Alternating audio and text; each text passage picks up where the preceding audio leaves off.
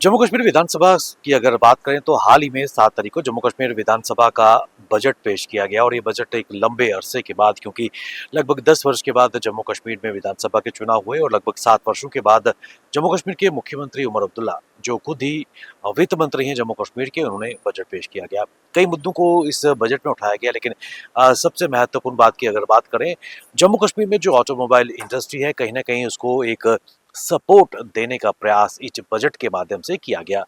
आपको बताते चलें कि इस बजट में सबसे बड़ी चीज़ ये नज़र आई कि पहले जम्मू कश्मीर में, क्योंकि केंद्र शासित प्रदेश होने के नाते, कई लोग जम्मू कश्मीर के बाहर से गाड़ियाँ परचेज़ करते थे और उसके बाद उन गाड़ियों की जो रजिस्ट्रेशन है जम्मू कश्मीर में स्पेसिफिक रेस्पेक्टिव ऑटो डीलर्स के पास करते थे।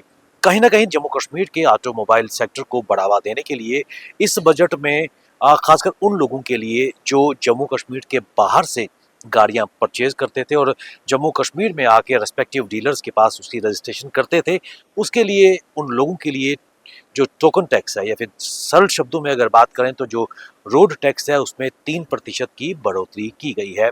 इससे पहले पूरे भारतवर्ष और जम्मू कश्मीर की अगर बात करें तो 9% रोड टैक्स या फिर टोकन टैक्स दिया जाता था, लेकिन इस बजट में जम्मू कश्मीर की ऑटोमोबाइल सेक्टर को एक सपोर्ट के माध्यम से बाहर से खरीदी हुई जो गाड़ियां हैं जिनकी रजिस्ट्रेशन जम्मू कश्मीर में होगी, उन गाड़ियों पर अतिरिक्त 3% रोड टैक्स या फिर टोकन टैक्स देना पड़ेगा। इसका सबसे महत्वपूर्ण जो इम्पैक्ट है जम्मू कश्मीर में जितने भी ऑटोमोबाइल सेक्टर हैं, कहीं ना कहीं उनको वहां पर पड़ेगा और जम्मू कश्मीर में जो गाड़ियों की बिक्री है उसमें आने वाले समय में बढ़ोतरी देखने को मिलेगी, क्योंकि अगर बाहर से गाड़ी परचेज करेंगे, जम्मू कश्मीर में उसकी रजिस्ट्रेशन होगी तो 3% टोकन टैक्स ज्यादा देना पड़ेगा। कहीं ना कहीं जम्मू कश्मीर के ऑटोमोबाइल सेक्टर के जो दिग्गज हैं, उन्होंने जम्मू कश्मीर सरकार का जो बजट में ये प्रावधान लिया गया है, उस फैसले की पूरी पूरी प्रशंसा की है। मैडम, ये कि बहुत ही इम्पोर्टेंट मुद्दा था पूरे जे एंड के ऑटोमोबाइल जितने भी ट्रेडर्स हैं उनका गवर्नमेंट के आगे, कि ये जो अनऑथराइज चैनल से गाड़ियां बाहर से आती हैं उसको एक तो स्टेट को तो नुकसान होता ही था उसका, बिकॉज जितना भी उसका टैक्स होता था वो स्टेट के बाहर चला जाता था, और जो जे एंड के में गाड़ी बिकती थी, बिकनी चाहिए थी, उसका टैक्स जो था उनको मिलना चाहिए था वो नहीं मिलता था। तो एक तो ये मुद्दा था इनका गवर्नमेंट का, इसके ऊपर एड्रेस करना था। सेकेंडली, जितने भी बाहर से अनऑथराइज चैनल से गाड़ियाँ आती थी वो कस्टमर को वो बेनिफिट पास नहीं करते थे जो कि एक ऑथराइज डीलर पास करता है। मान लीजिए किसी गाड़ी के ऊपर का डिस्काउंट 50,000 है, तो वो लोगों को बताते नहीं थे डिस्काउंट कितना था, तो वो कम रेट पे, कम डिस्काउंट पे वो गाड़ी उनको बेच देते थे, जो कि बाद में उनको पता चलता था। और ये उसमें जो हमारे पास जब वो कस्टमर आता था कि हमने उससे गाड़ी ली है, तो वो उसमें एक्सपोज होता था कि ये गाड़ी के ऊपर उनको जो डील मिलनी चाहिए थी वो नहीं मिली। तो उसका एक रीज़न था गवर्नमेंट का। और सेकेंडली, इसमें सबसे इम्पॉर्टेंट इसके बात ये भी है इसके साथ कि ये एक रेगुलेटेड ट्रेड है, बिकॉज हम लोगों ने इन्वेस्टमेंट्स की हुई हैं, एम्प्लॉयमेंट जनरेट किया हुआ है, हमने बैंकों से लोन ले रखे हैं, और हमने जीएसटी के साथ रजिस्टर्ड हैं, ट्रेड सर्टिफिकेट्स ले रखे हैं। और ये जो अनऑथराइज चैनल थे, इनके ऊपर गवर्नमेंट का कोई कंट्रोल नहीं था। They were actually working without any regulations, उनके ऊपर गवर्नमेंट किसी तरीके से भी उनको कंट्रोल नहीं कर पाती थी। तो ये एक अनऑथराइज चैनल जो था ये कहीं ना कहीं गवर्नमेंट के ऑब्जेक्टिव्स को डेंट कर रहा था। तो दैट इज़ वाई। और ये मैं आपको एक चीज़ और ऐड करूँ, ये चीज़ जो है ये हिमाचल में भी और चंडीगढ़ में ऑलरेडी इम्प्लीमेंटेड है। वहाँ पे भी ये सेम प्रॉब्लम्स थी, और after this introduction of this additional registration, इस चीज़ को एड्रेस किया गया और सक्सेसफुली वो चल रहा है यहाँ पे। एंड मैं आपको अश्योर करता हूँ कि इस चीज़ से स्टेट को और स्टेट के बिज़नेस को बहुत फ़ायदा होने वाला है इस चीज़ का। बिकॉज कोई भी चीज़ जो अनऑथराइज चैनल के थ्रू होती है उसमें आप ट्रांसपेरेंसी कभी नहीं मिल सकती आपको। तो this is in the interest of common person also, in the interest of business community of automobile also, and in the interest of government revenue also.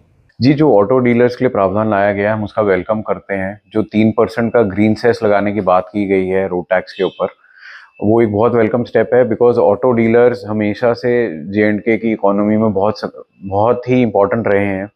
बहुत कंट्रीब्यूशन रहता है ऑटो डीलर्स का जीडीपी की तरफ भी और एम्प्लॉयमेंट की तरफ भी।